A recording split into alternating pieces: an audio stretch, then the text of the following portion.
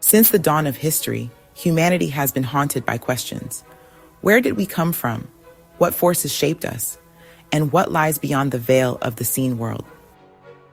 Most of the world's great religions point us to sacred texts for answers. The Torah, the Bible, the Quran, all claim to reveal the divine plan for humanity. Yet scattered across history are other texts, hidden writings, suppressed gospels, and ancient scrolls that tell a different story. Among them, one book has captivated mystics, scholars, and seekers for centuries, the Book of Enoch. This ancient work does not merely recount human history. It dares to reveal the secret history of heaven and earth, the rebellion of angels, the corruption of mankind, and the destiny of the soul. It describes cosmic journeys beyond time and space, unveiling mysteries of the stars, the planets, and the judgment of divine beings. For some, it is myth. For others, it is prophecy. For many, it is the missing key to understanding the hidden roots of Judaism, Christianity, and even the esoteric traditions of the world. But the Book of Enoch is more than just words on a page. It is a forbidden text, excluded from the Bible, denounced by authorities, and nearly erased from history. For centuries it vanished, surviving only in whispers, until it was rediscovered in the highlands of Ethiopia and among the Dead Sea Scrolls. Tonight, we will journey into this lost scripture. We will walk with Enoch, the man who was not, for God took him. We will stand among angels called the Watchers, who defied the heavens. We will witness the giants they fathered, the Nephilim, whose presence shook the ancient world. And we will look into the future it describes, a time of reckoning, of Messiah, of cosmic renewal. This is not just a story from the past, it is a mirror for the present and perhaps a warning for the future. Long ago, when the earth was still young, a great conspiracy unfolded amongst the stars. 200 angels called the Watchers looked down from the heavens upon the daughters of humankind. They were meant to guide, to protect, but desire and lust entered their hearts. Their leader Simjaza stood upon the heights of Mount Hermon and whispered to his brethren, "Let us descend and take wives from among the children of men. But let us bind ourselves with an oath, lest one of us turn back." And so, they swore a terrible pact, sealing it with curses. That night, they fell to earth like blazing stars, clothed in brightness yet burning with forbidden fire. They took women as wives, and from their union came giants, the Nephilim, mighty beings who grew vast in stature, devouring the labor of men and bringing terror upon the earth. The Watchers taught humanity their secrets, holy secrets, consecrated and reserved for highly evolved beings and forbidden to humans. Azazel revealed the forging of swords and the craft of war. Others taught enchantments, the reading of the stars, the use of potions and charms. What was once hidden was now open, and mankind was forever changed. But the earth cried out under the weight of corruption. Their offspring, the Nephilim, consumed all that lived, flesh and vegetation alike. Violence filled the land, and heaven itself grew heavy with sorrow. It was then that Enoch was chosen. A righteous man born of earth who walked with God, he became the voice between heaven and the fallen. The Watchers, in despair at their punishment, pleaded with Enoch to write a petition on their behalf. He carried their words before the throne of the Almighty, standing as an intermediary between divine justice and angelic rebellion. Yet when the answer returned, it was not mercy, but judgment. It was then that the Most High sent forth his messengers, the archangels Michael, Raphael, Gabriel, and Uriel, to bring judgment. The giants were doomed to destruction. The Watchers were bound in chains beneath the mountains, cast into darkness until the day of the great judgment. This is the tale the Book of Enoch dares to tell, the story of angels who fell, of giants who walked the earth, and of a world plunged into chaos.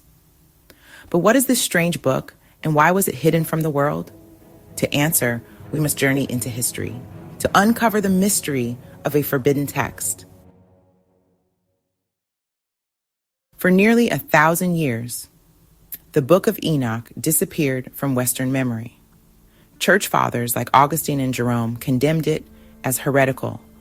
By the Middle Ages, it was thought to be a legend, a phantom book that never existed. But in Ethiopia, the story was different.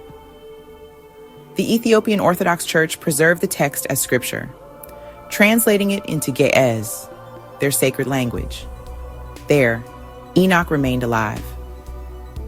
In the 18th century, European travelers in Ethiopia rediscovered the full text. Later, in the mid-20th century, fragments of Enoch were found among the Dead Sea Scrolls, proving it was truly ancient, written centuries before Christ.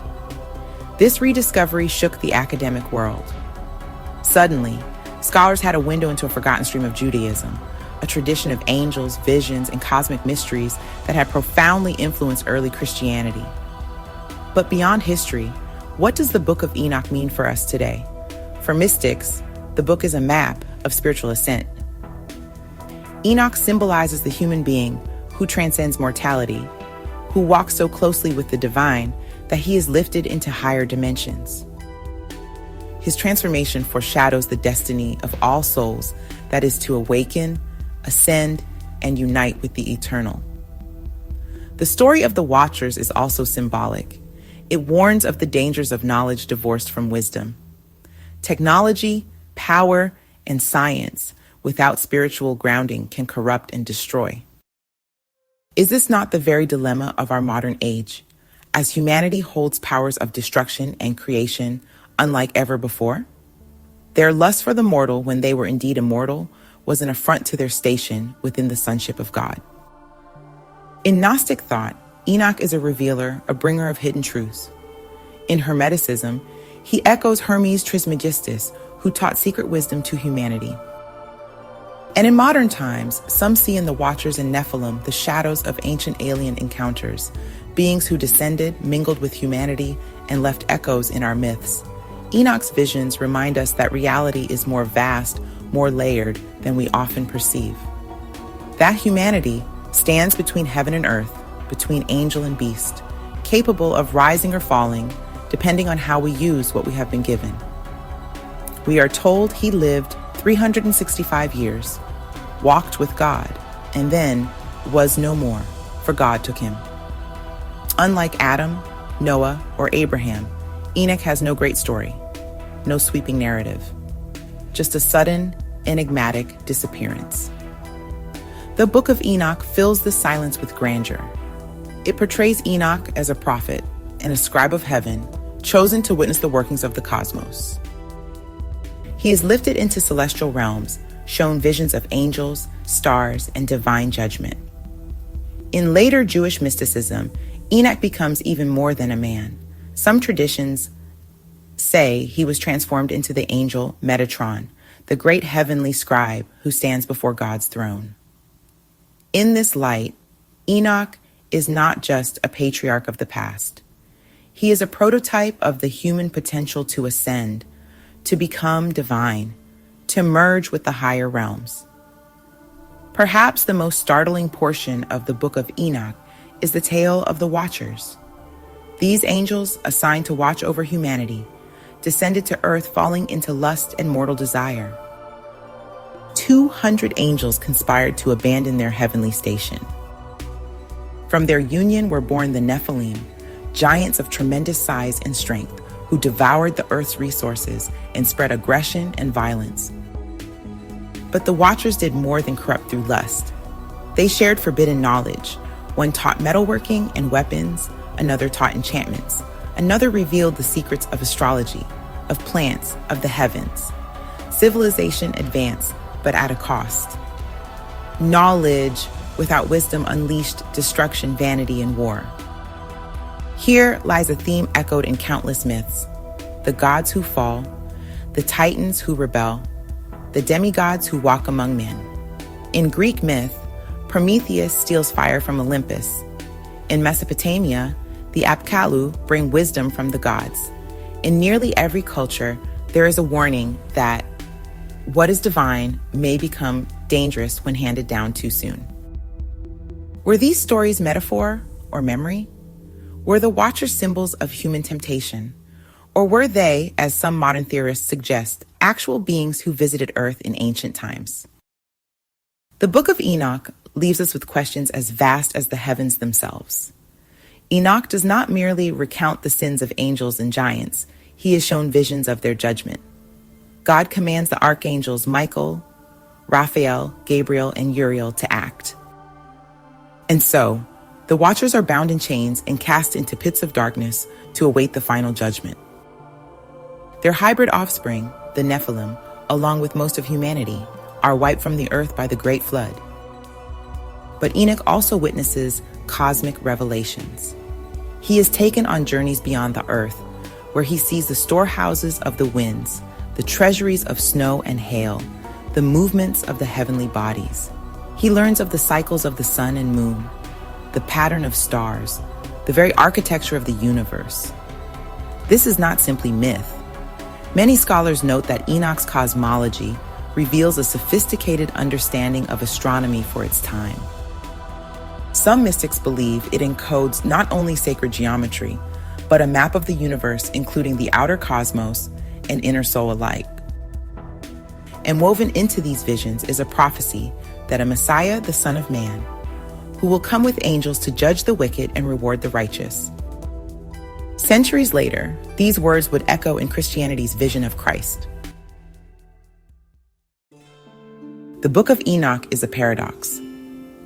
Revered and rejected, sacred and forbidden, preserved in secrecy, yet rediscovered in a time when humanity once again hungers for hidden truths. It reveals a world where fallen angels walk the earth, where the cosmos itself is alive with spiritual meaning, and where the fate of humanity is bound to the choices of both divine and mortal beings. Perhaps its greatest lesson is timeless. Knowledge is not enough. Without patience and wisdom, it can corrupt. Without love, it can destroy. But with discernment, reverence, and balance, it can elevate and we can ascend. Like Enoch, we too walk between worlds, between the earthly and the divine, between the material and the spiritual. And perhaps, just perhaps, like Enoch, we are called to rise, to awaken, to ascend, and to walk with God. Thank you for watching. To listen to the full reading of the Book of Enoch, click below. Namaste.